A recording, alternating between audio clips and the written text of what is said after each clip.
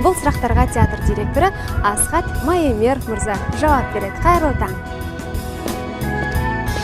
Қайырлы таң, Асхат мырза. Көңіл күйіңіз қалай? Жақсы, қайырлы таң, Марал. Керемет. Енді мынау көктем айы, көктем жаңғыру айы сіздің көрермендер үшін театрдың жаңалықтарымен бөліссеңіз, қандай өзгерістер бар биыл? Енді театр үшін мен ойлаймын, жалпы Қазақстанның театр кеңістігі үшін үлкен жаңалықтың бірегейі, ол біздің еліміздің театр тарихында тұңғыш рет Әуезов атындағы театр біздің Авиньон халықаралық театр фестиваліне қатысайын деп тұр. Бұл Францияда өтеді. Сондықтан мен ойлаймын, жаз айында көрермендер бір Әуезов театрының ерекше бір сондай абыройлы жеңісіне, бір халықаралық аренада көрсететін өнеріне көріп көзайым болады. Керемет, ендеше сол күнді асыға күтеміз. Ал Асхат мырза, енді сұхбатымызды осы шай басында, дастархан басында жалғастырсақ. Мен таңертең шайды өте жақсы көремін. Таңғы шайға жететін ештеңе жоқ. Бала кезден сол санаға сіңген әдет. Шай ішіп отырып, әңгімемізді айтып. Керемет.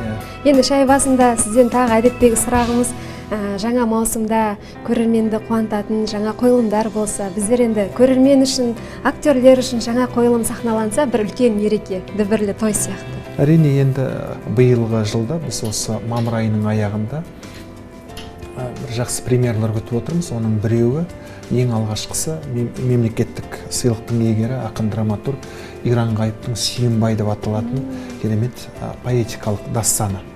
Ол мынау Сүйінбай мен Қатағанның ортасындағы атақты тарихи айтысты арқау өткен керемет қойылым. Себебі ақ өлеңмен жазылған. Шын мәнінде Сүйінбай үлкен тұлға.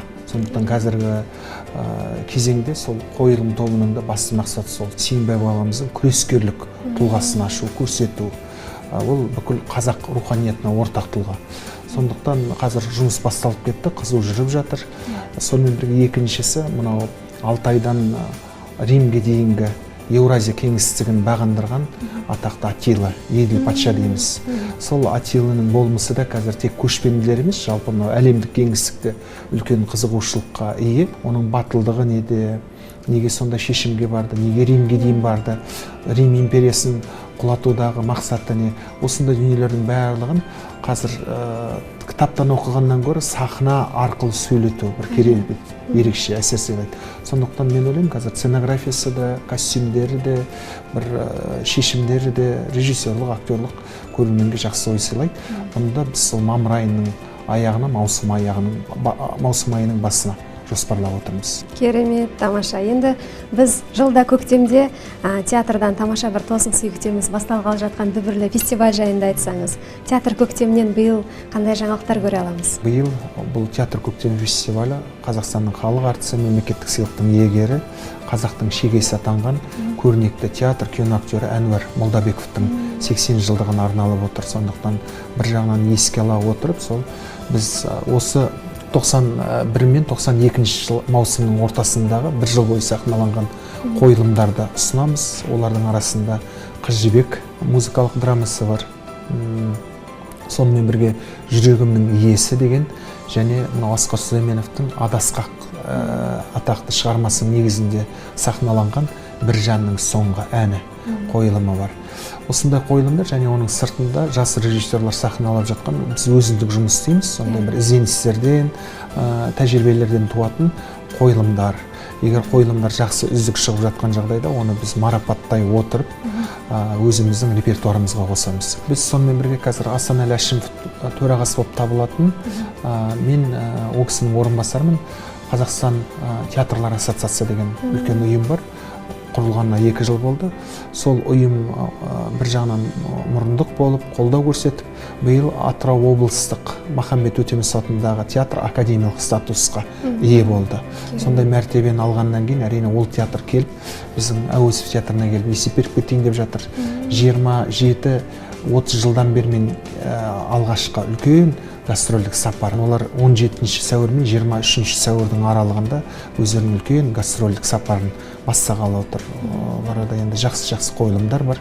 Соны көреміз. одан кейін басқа да облыстағы театрларымыз жиналып отыр. Және сонымен бірге өзіміз де оларға барып гастрольдік сапар жасап тұрамыз. Әсіресе мынау рухани жаңғыру болашаққа бағдарламасы бір ерекше бізге серпіліс беріп жатыр, серпін беріп жатыр.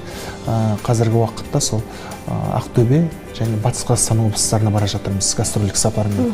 1 және 5 мамыр аралығында Ақтөбе облысында боламыз, 8-13 мамыр аралығында Орал қаласында боламыз. Керемет, тамаша. Көрермендер үшін бұл тамаша мүмкіндік. Ендеше театр маусымының жаңа қойылымдарын тамашалаңыздар, рухани әлемдеріңізді байытыңыздар. Әсерлі әңгімеңіз үшін, сырлы сұхбатыңыз үшін көп рахмет. Енді біздің хабар арнасының көрермендер үшін таңғы тілегіңізді білдіріп жіберсеңіз.